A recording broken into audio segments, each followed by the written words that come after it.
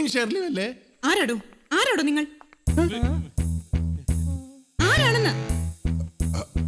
അതെ, ഞങ്ങളീ അല്ല, ഞങ്ങൾ ഇതിലേ ഇങ്ങനെ പോകുമ്പോ പപ്പയുടെ അല്ല സാറിന്റെ ഫ്രണ്ട്സാ. ഫ്രണ്ട്സോ? എന്താ നിങ്ങൾ ഇവിടെ ചെയ്തോണ്ടിരുന്നേ? സാറ് ഫുഡ് കഴിച്ച് ഓവറായപ്പോൾ നോർമൽ ഇത്തിരി ജ്യൂസ്. പപ്പ ജ്യൂസോ? ആ, ആപ്പിൾ ജ്യൂസ്. കളർ കണ്ടില്ലേ? ബ്രാൻഡി ആണെന്ന് വിചാരിച്ചല്ലേ? പറ്റിച്ചേ. ഷാലി, പപ്പ കുടിച്ചിട്ടുണ്ട്.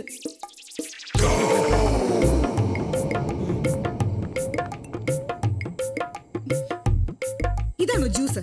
ആപ്പിൾ ജ്യൂസാണ്. ഇറങ്ങടോ. ഇറങ്ങാനല്ലേ പറഞ്ഞത്? ഇറങ്ങുന്നോ പോലീസിനെ വിളിക്കണോ? കാര്യം പറയട്ടെ, ഞങ്ങളിവിടെ വാടകയ്ക്ക് താമസിക്കുന്നവരാ.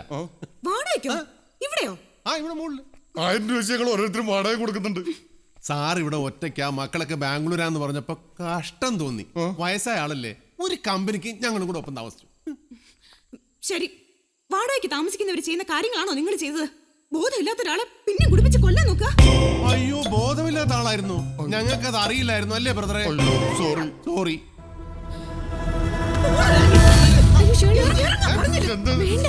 അയ്യോ, പോവാ. വാടകയ്ക്ക് താമസിക്കുന്നവരാ.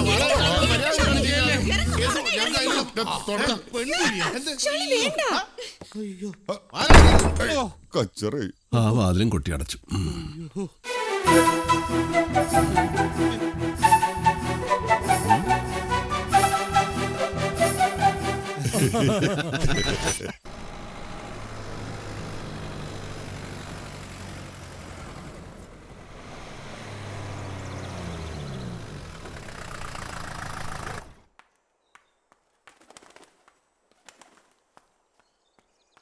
அண்ணே, தடி சாமானங்களெல்லாம் வந்தாச்சு. இன்னைக்கு பணி ஸ்டார்ட் பண்ணலாமல்ல?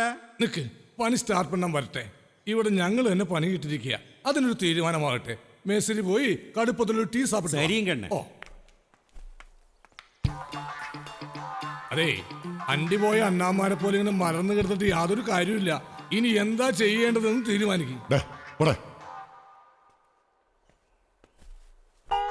അതെ, നിങ്ങൾ ഇവിടെ ഇരിക്കായിരുന്നോ? തീർന്നു, പ്രശ്നങ്ങളൊക്കെ തീർന്നു. ഇന്നലെ നമുക്കൊരു അബദ്ധം പറ്റിയതാ, ഇനി പ്രശ്നമേ ഇല്ല. എന്താണോ നീ അവിടെ പോയിരുന്നോ? അതല്ല, ഞാൻ ഇന്നലെ മുതലേ ആലോചിക്കായിരുന്നു എന്തോ ഒരു മിസ്റ്റേക്ക് പറ്റിയിട്ടുണ്ടെന്ന്. ഇപ്പോഴാ ഓർമ്മ വന്നത്, ഇനി പ്രശ്നമേ ഇല്ല. എന്താണെന്ന് വെച്ചാൽ പറയണം. അതെ, നമ്മൾ ഇന്നലെ ബ്രാൻഡി ഒഴിച്ചു കൊടുത്തില്ലേ? ഓ, എന്റെ ഒരു മറവി. അത് അങ്ങനെയല്ല, ബ്രാൻഡിയിൽ തൈരാണ് ഒഴിക്കേണ്ടത്. ഇപ്പോഴാ ഓർമ്മ വന്നത്, ഇനി പ്രശ്നമില്ല.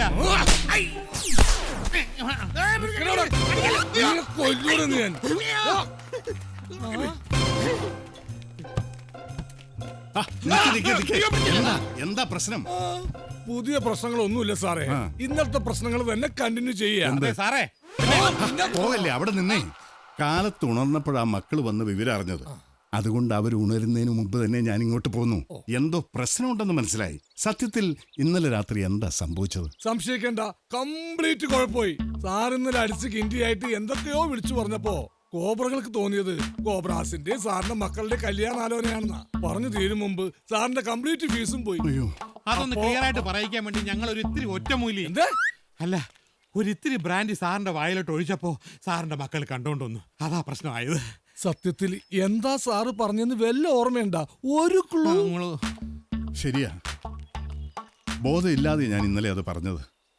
സത്യത്തില് ഞാൻ അവരോട് ബോധത്തോടു കൂടി തന്നെ പറയണമെന്ന് വിചാരിച്ച കാര്യങ്ങൾ തന്നെയാണത്.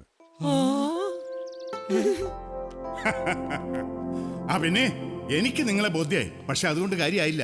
അവർക്ക് നിങ്ങളെ ഇഷ്ടപ്പെടണം. അതിന് അവരുടെ മനസ്സിൽ നിങ്ങൾക്ക് കയറി പറ്റണം. അവിടെയാണ് നിങ്ങളുടെ മിടുക്ക്. ബെസ്റ്റ് അപ്പൻ. ഇങ്ങനെ ഒരു അമ്മായപ്പന് എവിടെ കിട്ടുമിടോ? മനസ്സിൽ കയറി പറ്റുന്ന കാര്യം വിട് സാറേ. ആ വീട്ടിൽ ഇനി എങ്ങനെ കയറി പറ്റും? പ്രശ്നമാണ്, പക്ഷെ അത് പ്രശ്നമല്ല. ഇന്നലെ രാത്രിയിൽ നടന്ന കഥയ്ക്ക് ഒരു മറുകഥ ഉണ്ടാക്കി മക്കളോട് പറയണം, അവരെ വിശ്വസിപ്പിക്കണം. നിങ്ങൾക്കറിയാവോ, ഞാൻ മുൻ ബോക്സർ മാത്രമല്ല, മുൻ സാഹിത്യകാരൻ കൂടിയാണ്. പണ്ട് ബാലലോകത്തിൽ ഞാൻ കഥ എഴുതിയിട്ടുണ്ട്, പ്രോത്സാഹന സമ്മാനം കിട്ടിയിട്ടുണ്ട്. ഇനി മക്കളെ പറഞ്ഞ് മനസ്സ് മാറ്റാൻ ഞാനൊരു കഥയുണ്ടാക്കും അതേക്കും എനിക്ക് ഉറപ്പാണ്. നിങ്ങൾ നോക്കിക്കോടാ കുട്ടന്മാരെ. എന്നാ